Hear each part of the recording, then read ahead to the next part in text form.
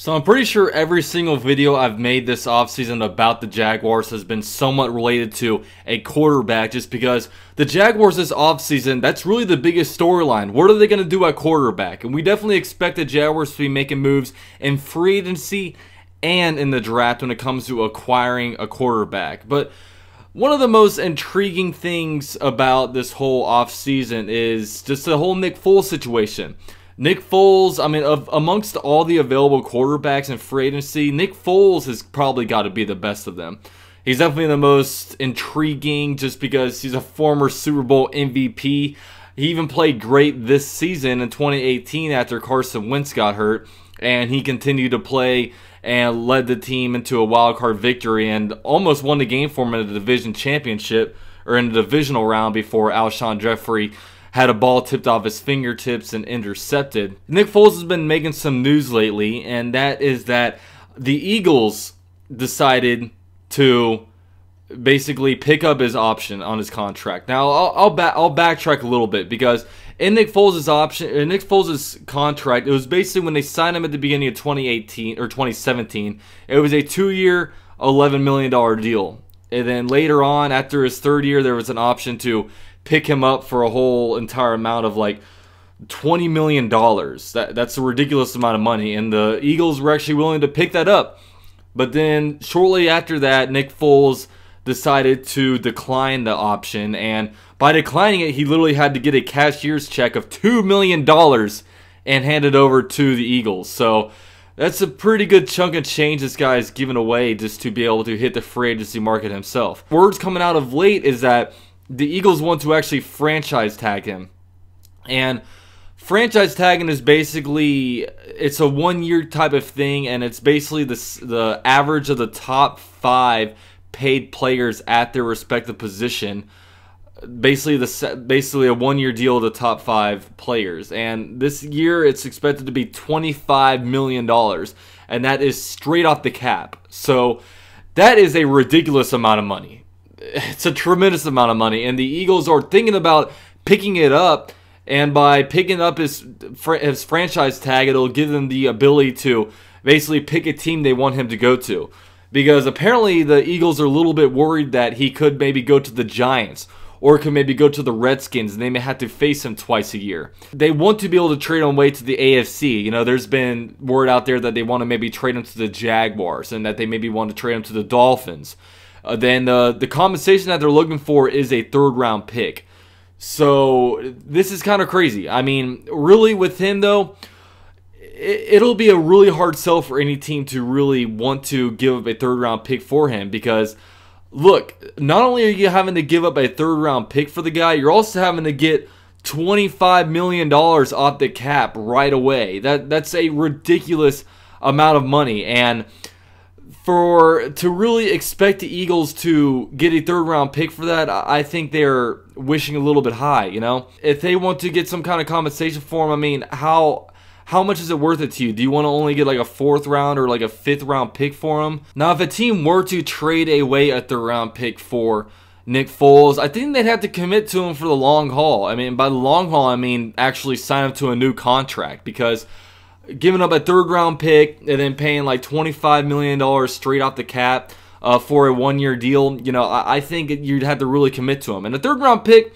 that's not just a throwaway pick. That's a pretty decent pick. And I don't know if I see the Eagles picking up his contract or his option or franchise tag, whatever. I don't see them picking it up just because I don't know how many suitors are going to be out there really wanting to do that. And there's got to be a lot of respect between Nick Foles and the Eagles organization, just because, I mean, they won him a Super Bowl. He does tremendous in, you know, wash-up duties, and, you know, by him giving back $2 million to the Eagles, you know, I think it shows that he does want to test the free agency waters, and he'd be wise to do that, just because I think Nick Foles is a really good player. He came into the playoffs in 2017, kind of having a shaky regular season. He goes into the playoffs and goes Big Dick Nick on us, and just goes out there and wins games and wins a Super Bowl. So it'll be really interesting to see what Nick Foles will get on the open market, because I look at it this way, man.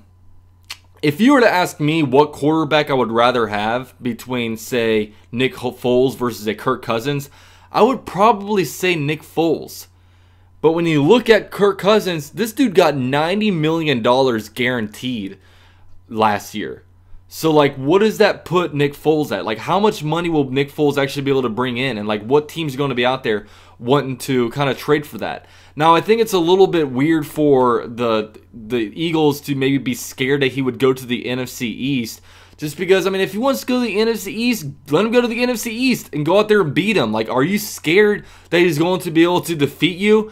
Are you scared that he's going to, like, stop you from winning an NFC East championship from, you know, going and winning the NFC championship? Like, I don't know. I think it's a little bit odd of that situation. But I guess the big question is, if Nick Foles were to be able to get this franchise tag, and if they are willing to offer the Jaguars a third-round pick for Nick Foles, would I do it? I would not do it. I'm a huge fan of Nick Foles. You know, I think if Nick Foles is a free agent and you get your pick amongst all the quarterbacks, I think Nick Foles is the best amongst them. But for me, I wouldn't give away draft capital for him. I wouldn't. And when you look at it, if I'm going to be giving up draft picks, I'm going to be giving up draft picks to be able to move up in the draft and get our franchise guy. You know, I think Nick Foles is a really good player, but I don't know if he's necessarily a franchise quarterback. And, you know, one example that I look at is the Chiefs. The Chiefs, back in the day, they had Alex Smith. They were winning with Alex Smith. They were making playoffs with Alex Smith. But Alex Smith was good, but he wasn't great enough. He wasn't great. They didn't see him as a franchise-changing guy. So while they had a good quarterback with Alex Smith on the roster, these guys go and trade away a first-round pick to move up in a draft and get Patrick Mahomes. And look what Patrick Mahomes is doing for the team now. This guy was an overtime possession away from leading the team to the Super Bowl. And I just feel like if the Jaguars were to get Nick Foles, I think that's a short-term fix.